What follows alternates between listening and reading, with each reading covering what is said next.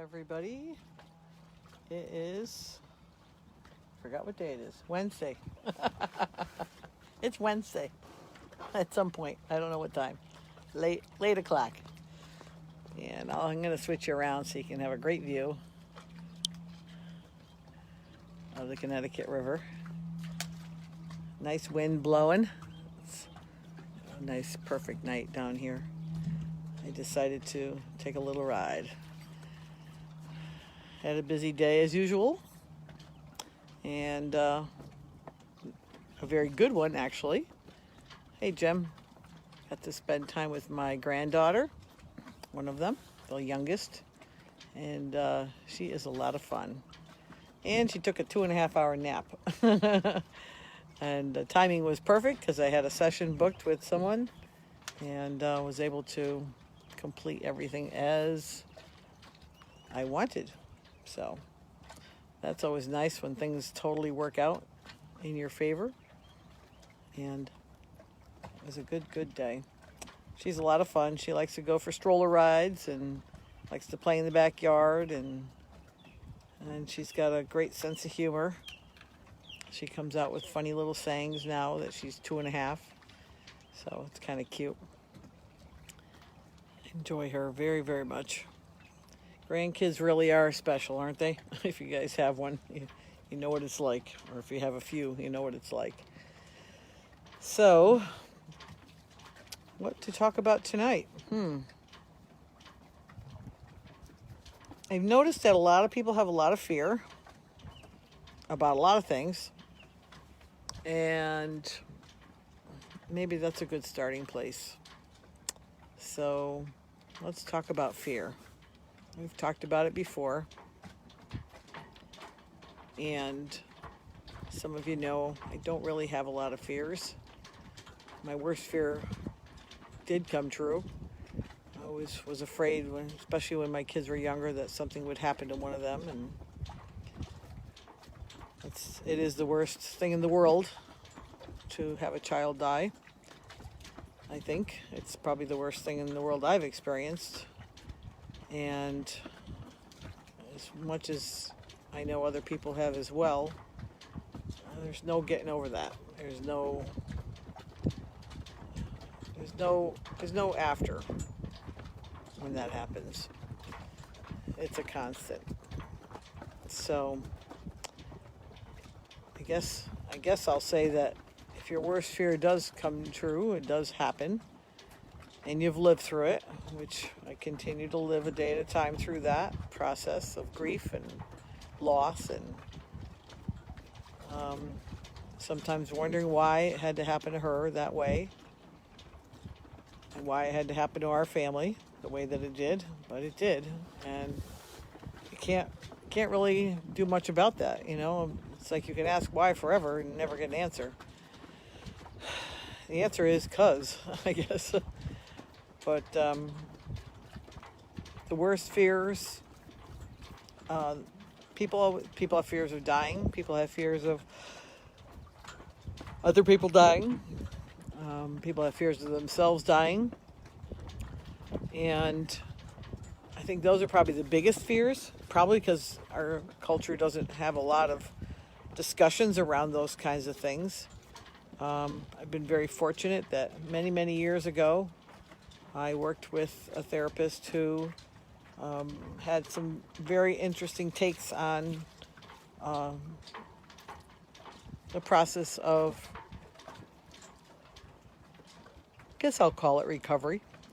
Getting better, getting to the root cause of why things happen in your life and why you react the way that you do, and how you can learn to overcome PTSD type things and things that get triggered and things that happen to you that happen over and over again. Obviously, you're the common denominator here. So you want to figure out why do they keep happening? In other words, get to the root cause. And as a part of some of the process that she did, there was one weekend thing that we did. I think there was like 6 or 8 people, whatever it was. And it was like a workshop, breakthrough kind of a workshop, I guess she called it, or something like that. I forget exactly the title. But one of the exercises to start with, let's jump right in, was write your own obituary. I'm like, oh my God, I don't think I can do this, you know? But I'll tell you, when you write your own obituary, it really kind of brings it home to maybe, I'll wave to a few people here, maybe understanding a little bit more about what it is that's important in your life, and why those things are important in your life too, I guess, is probably the biggest piece of it. I just remember crying through most of it while I was doing it, because it was just heartbreaking, to think that someday I'm not going to be here. I don't know when that's going to be. And this happened quite a number of years ago. I'm going to say, I'll wave to a few more people. Hey, Deb. Hey, Rebecca. Hey, LaToya. I think the process of doing that, kind of makes it real in that regard. And, it does change you when you start to think about things like that. I mean, obviously, no one lives forever. We're all leaving the same way at some point. We just don't know when that end point is. Hey, Rich. And I guess it's probably a good thing we don't know what our end point is, because I'm not sure how differently people would, behave if they actually knew the finite date and time of when they were going to, transition. So, yeah, what's up, Booger Face? Daughter. Go to work. Go get your work done, girl. I don't know. Can you guys see those birds flying around up there? It's kind of hard to see on camera, I think. Anyways, when you do that kind of process and you do that kind of work, you really kind of look at, kind of your mark on the world. What is it that you think is important? And is this the way you want to continue living? And I love you too, Stacy. When you decide to, make a change in your life, usually it's going to be because of some momentous thing that happens when that kind of stuff happens. And a lot of people, do get caught up in the fear of all those things, death and dying and all that stuff. And there's a lot of things that are losses in people's lives. And I think I said this before, that one of the big things that happens is a lot of people don't do grieving work when there are losses. Everything from losing a job to losing a spouse, to losing a parent. They're losing a good friend in whatever way, whether it's, death or some other reason they moved away, or whatever the deal is. There's a lot of people that really have a hard time with loss, but it's not talked about very much. Elizabeth Kubler-Ross wrote on Death and Dying, her famous book, started really the process 20, 30 years ago of people actually talking about grief and the processes that people go through when you're grieving. And there definitely are, but there's no timeline. Like, that's the thing about grief. There's no real timeline.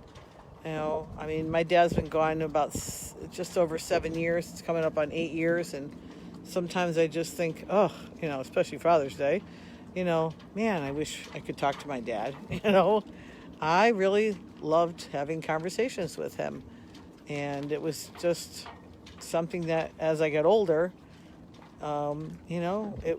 it was just so enjoyable. It's just something that you miss once they're gone. And I think that's one of the things, is grief takes on many forms. And but the thing is, going back to fear, you don't have to be afraid of it. You don't have to be afraid of anything, really. Fear doesn't serve you. it usually blocks you from what might be good in your life, or blocks you from what might be possible. Oh, can you hear the birds? Good. Yeah, they're out there.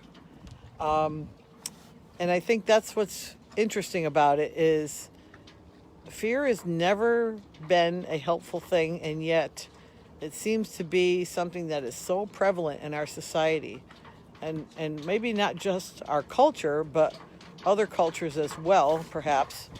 I can't speak for a lot of other cultures, obviously. I grew up here in the US of A, and as much as I've, visited and been to other places in the world, I don't know their intimate culture processes to be able to speak to that. But I do know that a lot of times people have a lot of fear about a lot of different things, everything from job security to spouses to children to whatever. There's just fear of everything, right? And yet it's such a debilitating thing to live in fear that and I guess my point about it is you don't have to. Fear is not a given. You can learn how to work your way through it. And there's a lot of different ways to do it. And everybody does go through it in different ways, both grief and fear and processes. And there's as many people as there are processes. So that's just how it is. And maybe that's part of why it's so prevalent is there's not a real clear pathway. But I think the biggest part of it is intention. Yes, grieving is hard. And I think that's one of the things that maybe that's why it's so difficult, is because there's not like, here's steps 1, 2, 3, 4, 5, 6, 7, 8, 9, 10. You're done. There is no such thing. And it's the same with fear, grief and fear, and anything I'll call on the negative plane. There aren't any specific ways or things, but you know what? There's a lot of choices out there. One thing I usually suggest is people find something that works for them, whether it's an author, whether it's a particular style of books, maybe it's a type of workshops that people offer. It could be YouTube things that you can look up online. There's a lot of different ways to go through learning how to change up some of that stuff, both fear and grief. And if fear is always present in your life, it's probably holding you back from things that are possibly things that you may dream about doing and that you're afraid to do because you think that something bad is going to happen if you do them. And I'll wave to a couple more people here. It's interesting because if fear holds you back, then you don't know what your potential was. But there's always another day, and there's always another choice. So, maybe some of the things could be find people who can help you to get through those processes of the fear and to be able to move forward and do something that you feel is what you are meant to be here to do. Because everybody has a purpose in life. And some people feel like they're floating and they don't have any idea where they're going or what their purpose is or where to even start thinking about that purpose. But even on Facebook, there's a pile of people that are always sponsoring ads to do things. And, don't go spending a lot of crazy money on this stuff. You can get a lot of it, basically for free if you do the hard work yourself. And that's available to you. There's a lot of people there giving out a lot of content for nothing. And look up Eckhart Tolle, Learning How to Be Present. That alone helped me with a lot of ability to be present and not have fear. Plus, I resonate with the way he presents things. So if you find other people that do for you, follow them, subscribe to their YouTube channel, listen to what they have to say. There's people out there that will help you for literally for nothing. They're just willing to share their experience, strength, and hope in any way that they can in order to, build up the community and the common good for all mankind. So how great is that when people are willing to do that and do that? And there's a lot of people that do that. There's hundreds of thousands of people that do it. And a lot of people know the big names, Tony Robbins and Jim Rohn and, people like that. But there's a lot of other names too that are out there. And, you just look up positive thinking, or you look up, moving through grief or something like that. And you're going to find people who have a lot of information out there for you to, kind of mull it over, work on it. It's a good process to start thinking in that direction and to realize that, you do have choices around this. So just my thoughts for today. I will sign off in the usual manner, which I'm going to look over here.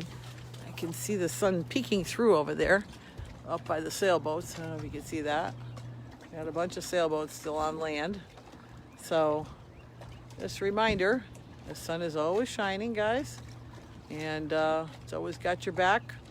It's going to continue to be there for us, just like your universal love and universal infinite intelligence and all the other good stuff that's in your life, even if it's not recognized on a daily basis. It's surrounding you and around you and in you.